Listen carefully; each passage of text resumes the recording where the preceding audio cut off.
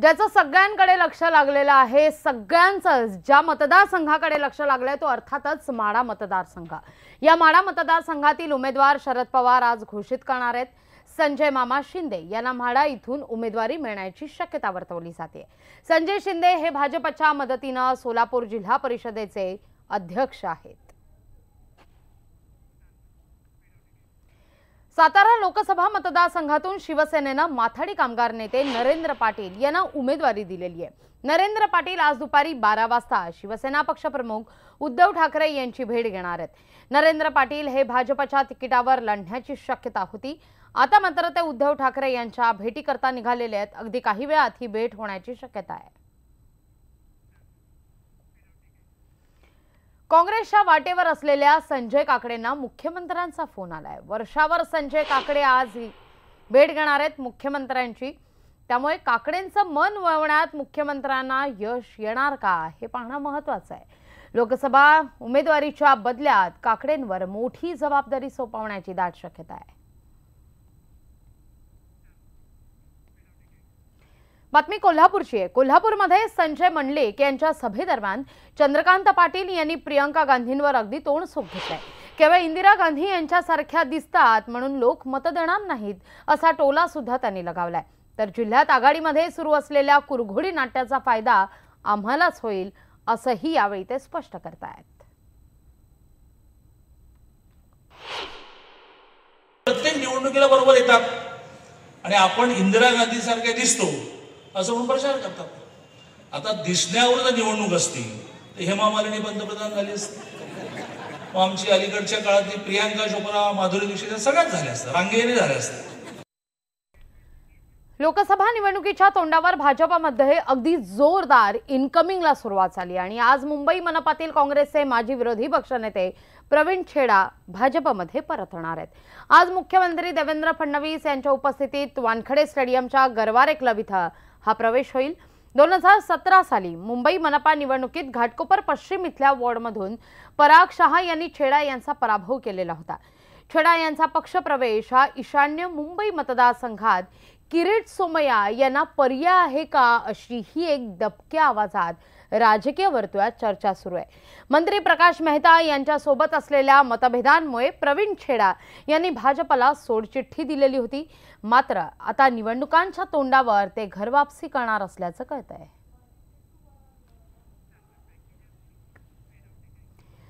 दोन दिग्गज नेत्यांची मुलं आपल्या पक्षात ओढून भाजपनं लोकसभा निवडणुकीआधीच मोठी खळबळ उडवून दिली आहे आणि त्यामुळेच आता पुढचा क्रमांक कोणाचा असेल याची चर्चा मात्र रंगायला लागली आहे।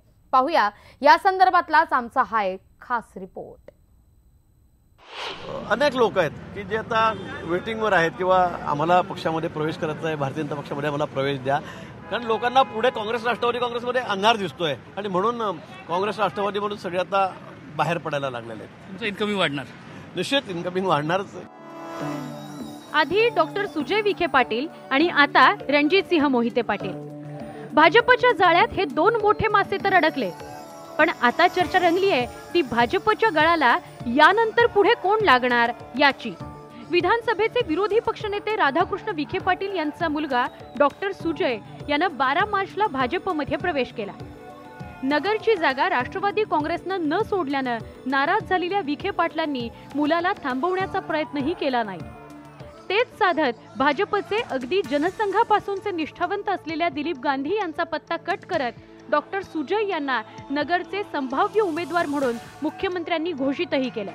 पवारांचे कट्टर राजकीय वैरी असलेल्या विखे पाटील यांच्या मुलाच्या भाजप प्रवेशानं खळबळ उडाली नसती तरच नवल। त्यानंतर रणजितसिंह मोहिते पाटील यांच्या भाजप प्रवेशानंतर राष्ट्रवादी काँग्रेसला मोठं खिंडारच पडलंय। त्यातच आज पुन्हा गिरीश महाजन यांनी केलेलं हे वक्तव्य।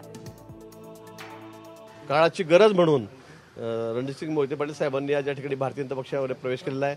सुजय पाटील आहेत, त्यांनी परवा त्या ठिकाणी केलात। अजून 2-3 दिवस बघा आपण,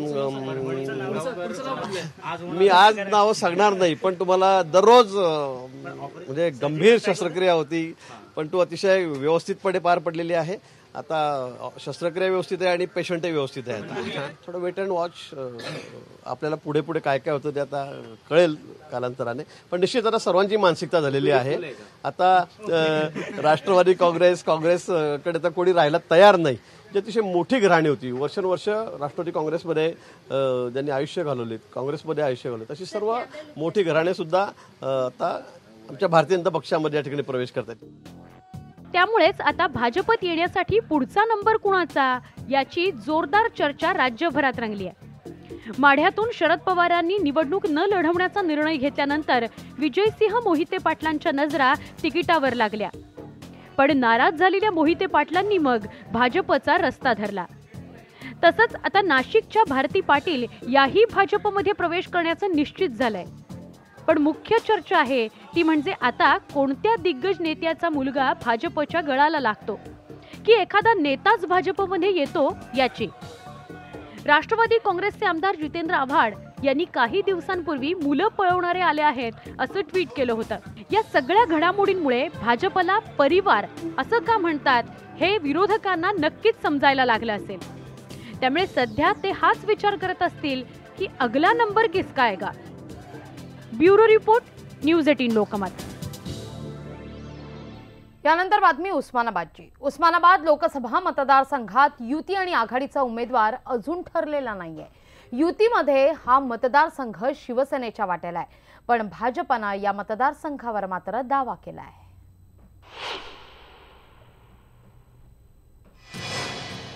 शिवसेनेच्या मतदारसंघावर भाजपचा दावा. युतीत नव्या वादाची चिन्ह, आघाडीतही विरोधाचे सूर. राष्ट्रवादीच्या उमेदवाराला काँग्रेसचा विरोध. उस्मानाबाद मतदारसंघात राजकीय संघर्ष. 2014 मध्ये झालेल्या लोकसभेच्या निवडणुकीत शिवसेनेचे रवींद्र गायकवाड यांनी राष्ट्रवादी काँग्रेसचे ज्येष्ठ नेते पद्मसिंह पाटील यांचा मोठ्या मताधिक्यानं पराभव केला. पण रवींद्र गायकवाड हे मतदारसंघात नॉट रिचेबल असल्याचा आरोप होत राहिला. एअर इंडियाच्या कर्मचाऱ्याला केलेली मारहाण आणि दिल्लीतल्या महाराष्ट्र सदनात जेवणाच्या दर्जावरून घातलेला गोंधळ यामुळेच गायकवाड चर्चेत राहिले. रवींद्र गायकवाड यांच्या उमेदवारीला मित्रपक्ष असलेल्या भाजपकडून विरोध होताना दिसतोय. पक्षानं आदेश दिलेच लोकसभा निवडणूक लढवायला तयार असल्याचं सांगत भाजपचे आमदार सुजितसिंह ठाकूर यांनी दंड थोपटले. पक्ष जो आदेश देईल तो माझ्यासाठी नेहमीच अंतिम असतो. लोकसभा पक्षाने जर मला जबाबदारी दिली, संधी दिली लढवण्याची, तर माझी इच्छा आहे. पण माझ्याबरोबरच या जिल्ह्यात आणखीनही 3-4 उमेदवार लोकसभेसाठी इच्छुक आहेत आणि तेही तितक्याच ताकदीचे आहेत. त्यामुळं मला द्यावी, मला नंतर भारतीय जनता पार्टीला द्यावी. शेवटी आम्हाला कमळासाठी काम करायची कार्यकर्त्यांची इच्छा आहे. युतीमध्ये लोकसभेच्या उमेदवारावरून एकमत नसल्याचं स्पष्ट होतंय. तर दुसरीकडे आघाडीमध्येही सगळं काही आलबेल नसल्याची अवस्था आहे. राष्ट्रवादीकडून पद्मसिंह पाटील यांची सून अर्चना पाटील यांना उमेदवारी मिळण्याची शक्यता वर्तवली जाते.